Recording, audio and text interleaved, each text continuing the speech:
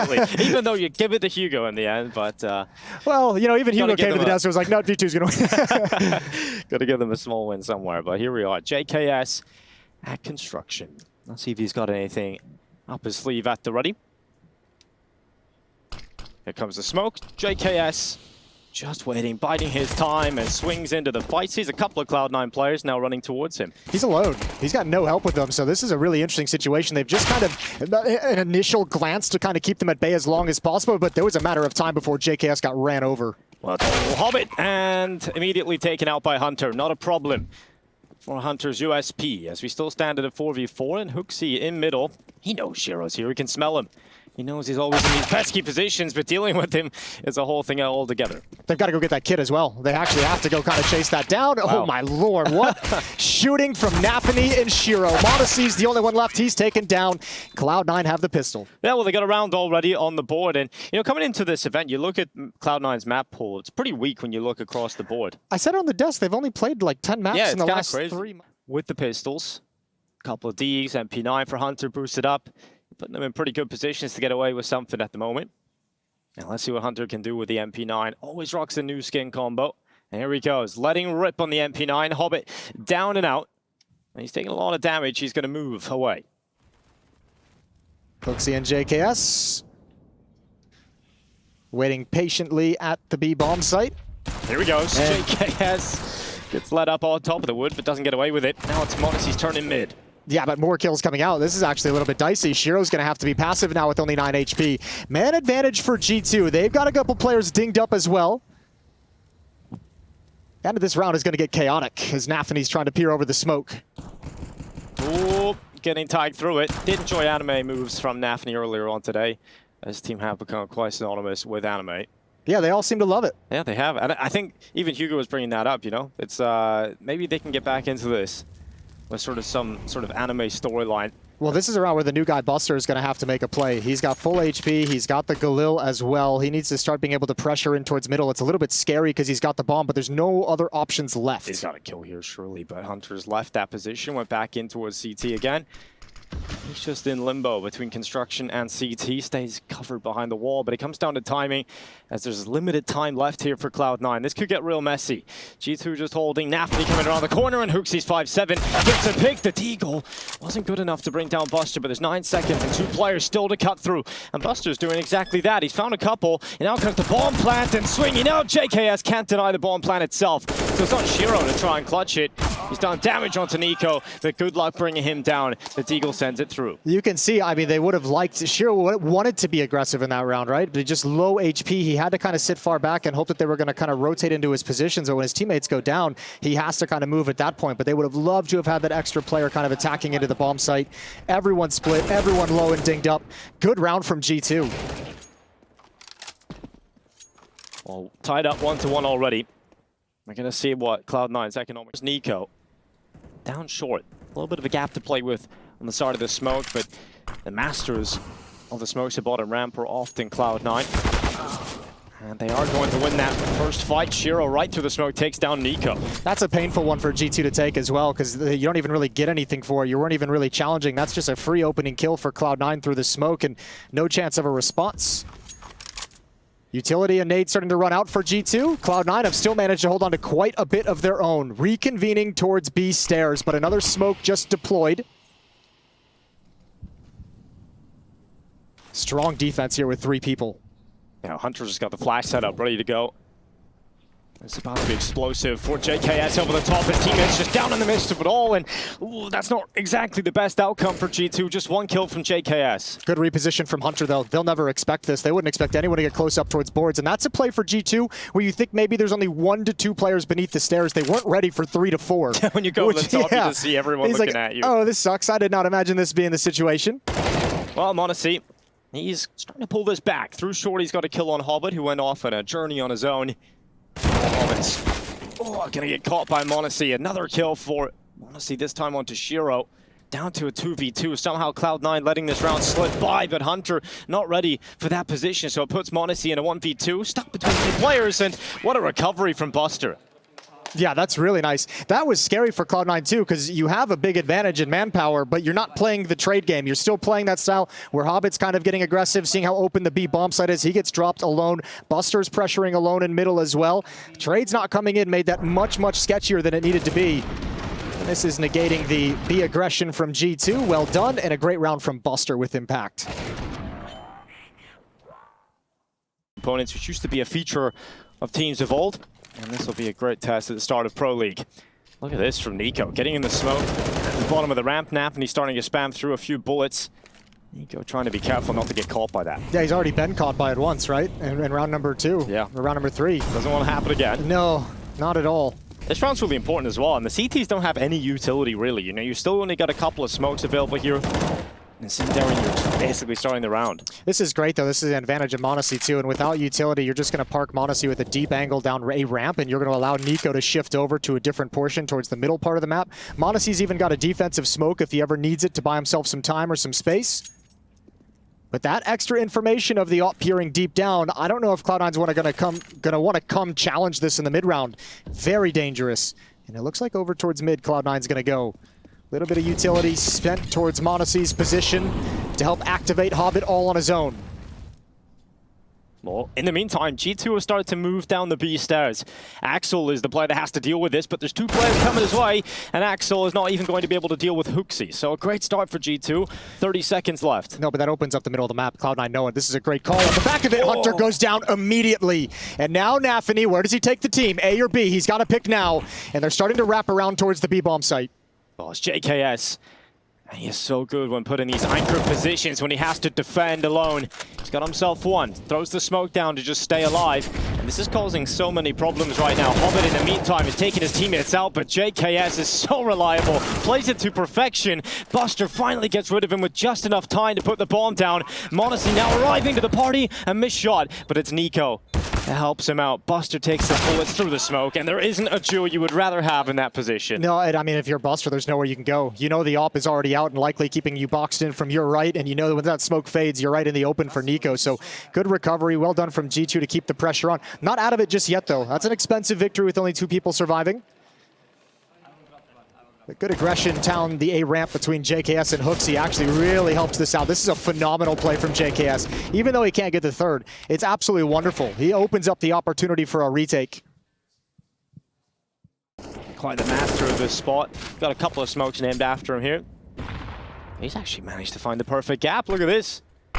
Oh, Monacy didn't spot this. Yeah, niko has no idea. NaVi's just going to try and get as deep into the site as possible. But even when you turn back, Monacy is so quick to react, and NaVi ends up getting nothing. Oh, that hurts. He had to have felt like he had such a huge advantage no matter what decision he made. Quickness from Monacy, and niko even clears out scaffolding and is going to be able to back off. This defense is bolstered. It's very strong, and Cloud9 know they've got to slow it down and think of a new plan. Well, this new plan might be over towards B right now. Cloud9 setting up, congregating their forces outside. Plenty of utility to just execute into the bomb site, but JKS has been good so far. He is here alone at the moment, but we'll have a quick rotation back from xantares from construction to help. But maybe he can be preoccupied by Hobbit. Hobbit's position is only going to be activated if they're able to have success at this bomb site. No one's there to punish JKS. Drops a deployed smoke, maybe confuses Cloud9 with the new position, but he's blinded up and taken down. The utility's so good from Cloud9, they just put JKS in an impossible position. And here they go, Buster right through the smoke. This is perfect for Cloud9. They flipped this one back.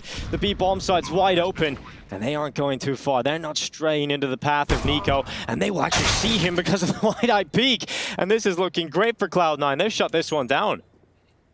Absolutely beautiful from Cloud9. 4-on-5 set piece into the B bomb site. And you're right, utility masterfully layered. JKS did not know when the next piece of utility was going to come. Hobbit on the flank never even had to pounce. He just got to chill because all of his teammates just killed everyone. Yeah, we thought he was going to be the X factor, maybe the lit play, but Monacy, oh, he's not going to get away with this AWP. Well, he's spotted the arm. Oh, he's quicker. Never doubt the flash, I guess.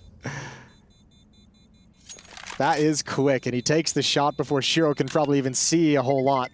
5-2. This is still a disaster for G2, though. It is. Likely have to drop down to some deagles on players like Hunter. Someone like HooXi with 3,300 can drop one over if need be, but G2 is going to have to consider their money, and Cloud9 in a very strong position on Vertigo. It's great to see Cloud9 playing well. I mean, look, there's 3 Molotovs, default boxes, the double stack, all the way back in towards quad, which is smoked out. JKS just had nowhere really to get comfortable. I think the timing of the utility was key too, right? So the first Molotov comes in, forces him into that spot, and then the flat thing in this round. So he's getting aggressive in middle. You never feel comfortable in this kind of spot as an AWPer, especially because this kind of play can happen. Flash goes in, swing comes out, the AWP short goes down, but they can be picked up again. Yeah, they actually recovered 2 weapons out of that. That's not bad at all for G2. It's going to be painful losing modesty, such a strong player, but you're going to be happy with the rifles that you've come out on top of. However, nafany again just lurking through his smoke. He had that opportunity in the previous round. He goes back to it, and now Cloud9 in the driver's seat. Yeah, JKS this time on the op, and he's going to miss the shot. Doesn't send it home. Hunter's turn. Kind of wants to get that AWP back, but going forward, almost surely commit him to death. So that's Cloud9 with another. HooXi was saying in the interview, like, some of the stuff that you guys came up with during that run in Vertigo back in the day still works, and he's like, a few of the he's like, oh, it still works, does it? You reminded him, yeah, right? He's like, you're right. Let me go back to that 2021 playbook, the 2022 playbook. Kind of was incredible, the stuff they got away with back in 2021. I think you probably only get away with a lot of the stuff they were able to pull off because it is online. Yeah, that was kind of the idea at the time, and it bore a little bit of fruit considering they struggled kind of transitioning into the big events and lands at the time, but certainly at a point they felt like they figured it out, or at least the time had run out on to give them that kind of an excuse. What do you think of this whole conversation around Buster? Because obviously I think a lot of people thought it was just a lateral move, right? You know, it's not really an upgrade. Some people thought it was a downgrade, but we heard a little bit more context as to what Buster does for the team. And I think nafany was saying that, you know, when you say to Inters to go do something, he would go do it without question. But Buster goes and does it, but also comes up with a few extra ways of how he can punish the opponents. Yeah, I think we're just very quick to kind of judge some of those roster changes immediately, and it's And niko getting aggressive down towards the bottom of the ramp. He's got the FAMAS in hand, but they've vacated the area. They're going back to B, where they've had a bit of success. Exile's so good in this position. He's such a good B-Stairs player on both sides of the map. He's going to drop off the smoke. Didn't see anything that he wanted.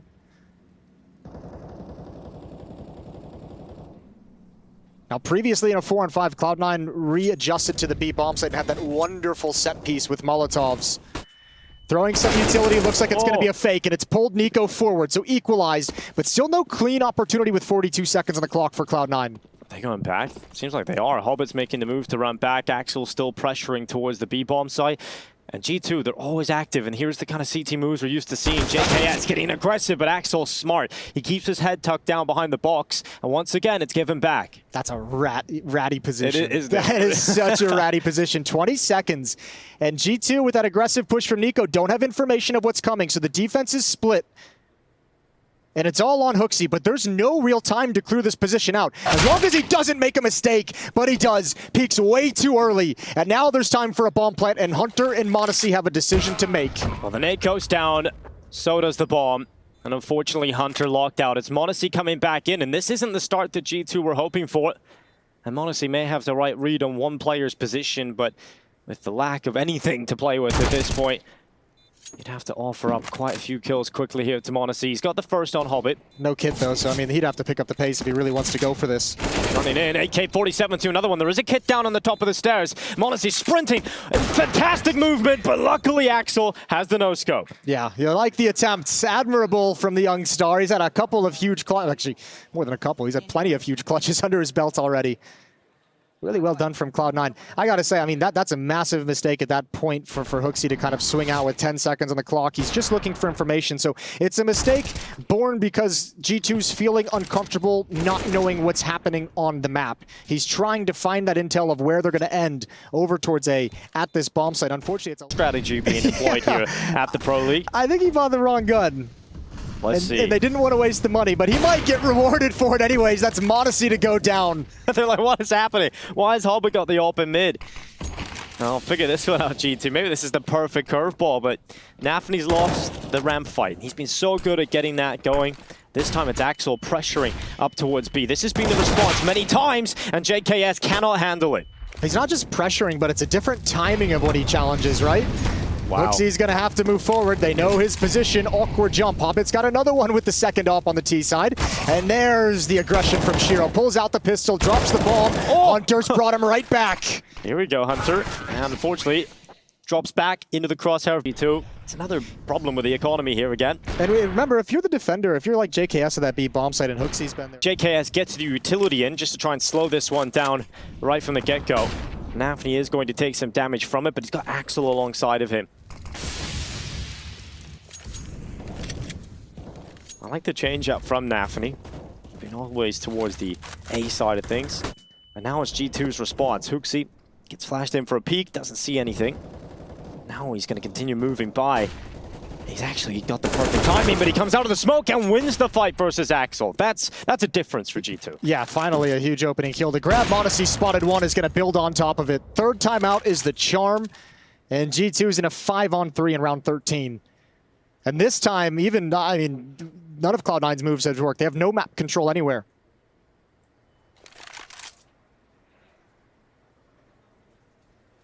Cloud9 coming back. This time, one of a difficult challenge. Sure, you can run the clock down, but 2 players down. This is something we haven't seen them have to do yet. Shiro's coming in real late with the bomb as well. Could get caught by a flank down ladder, but JKS is alone at the B bomb site. Hooksy with 12 HP is going to hustle over. But JKS has got to hold on a little bit longer. 35 seconds on the clock. If he buys enough time, eventually Hunter could come in too. And JKS, you bank on him at least getting 1 kill from this spot. No utility on these defenders. And here comes Hunter. JKS swings. Good first kill. Goes back in, gets the second. That's it. That's the job done. Pack it up. Here goes Hunter. Finally gets his reward. Nicely done. Half.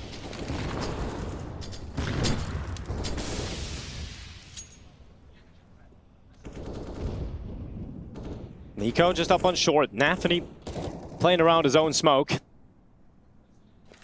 Proclaimed. Oh, here's a peek. Flash setup. Here's the flash coming in. Oh, NaVi knows to tuck his head down. niko hasn't seen him.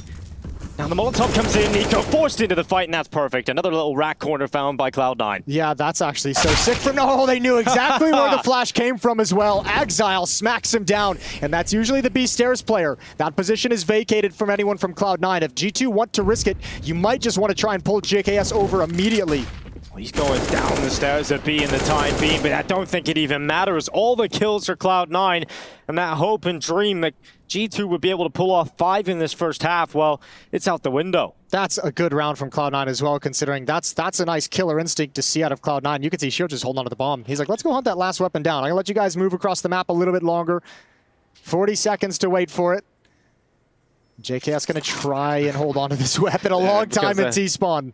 Sounds like a game of prop there, but immediately gets spotted and taken out. But when's the last time we've seen G2 getting controlled like this? Yeah, they're getting worked right now. When's the last time you saw Cloud9 able to just work one of the top teams in the world in this fashion? But the thing is, we haven't actually seen Cloud9 play G2 in a very, very long time. I think the last time they played was back in October last year. So you're kind of keeping that deep angle for some information. But this is just great. I mean, Shiro's able to pin down one. Exile's... It's got me feeling more positive about them already. Sure, their opening game was good, but against a lesser opponent.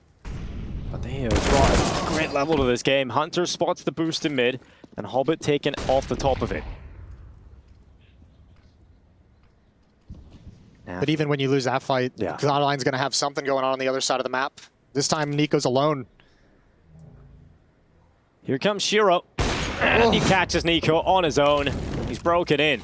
That timing is so harsh for niko. Now Shiro gets another one, peeking into the bomb site. Hooksy's here as well, but the defense is getting torn up. Here we go. Shiro having a round. NaVi's turn to move forward, and he'll cut through the in-game leader on the other side. Takes him down easily, in fact. Now Monacy and JKS at 2 versus 4 left in this half. You've just got to go for it. Unlikely as it may be, they'll throw everything they've got at it, but Shiro with another kill. Just JKS left. He'll come through the elevator smoke, but Axel has the perfect angle, and Shiro is the man to get it done. What a showing from Cloud9. 12-3 at the half. We'll see if they'll close on VERTIGO after this. This is like an old school tank strat, like just put 4 people over here, start pushing if you don't see anything. So this flank is going to come in mighty quick. Oh, this is going to be so fast. Axel is currently watching towards middle, but if he can just stay alive, he can have a full team coming in behind his opponent. niko trying to slip the net. He's going to go forward and immediately get taken out by Axel. And here comes xantares running into the site. It's actually Hunter that's managed to pick that up, but remember the flank. It's all about this Hobbit play coming through the backside. The bomb is going down in a safe spot, and Hobbit is trying to rattle these bullets into Hunter, but hasn't come away with a kill. Finally, we're getting something here, Jason. Oh, this flank is kind of not worked nearly as well, but no one's... Oh, they're on the other side of E-Box. This is relatively doable. They're going to have to peek. Great shot from JKS. Doubled up, and now it's over.